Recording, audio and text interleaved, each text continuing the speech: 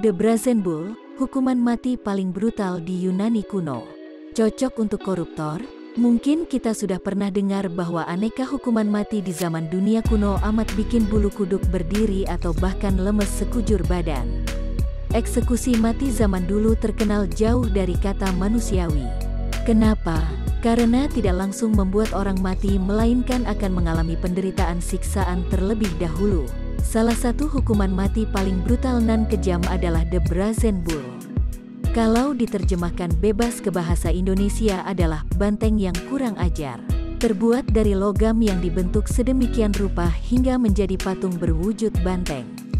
Di bagian dalamnya sengaja dibiarkan kopong. Ruang di dalam patung inilah yang akan menjadi tempat orang yang dijatuhi hukuman mati menghirup nafas terakhirnya. Kemudian ada saluran pipa yang dirancang khusus sebagai tempat keluar suara jeritan yang dikonversi konon katanya mirip suara banteng. Si terpidana mati sebelum dimasukkan ke dalam perut patung banteng akan diikat terlebih dahulu. Kemudian pintunya dikunci. Dalam kondisi tersempal sesak seperti itu saja sudah amat menyiksa. Penderitaan tidak berhenti sampai di situ saja. Selanjutnya api dinyalakan persis di bawah perut patung banteng. Terpidana mati sebelum tewas tentu akan menjerit histeris karena dipanggang hidup-hidup. Suara yang keluar didengar oleh orang-orang yang menyaksikan terdengar seperti suara banteng yang marah melewati saluran pipa khusus yang terpasang. Hukuman mati mengerikan ini pernah eksis di zaman Yunani kuno.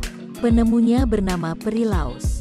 Dipersembahkan kepada sang penguasa saat itu, seorang raja tiran bernama Palaris yang menginginkan rakyat takut, tunduk pada segala perintahnya sekaligus untuk menakuti musuh-musuhnya.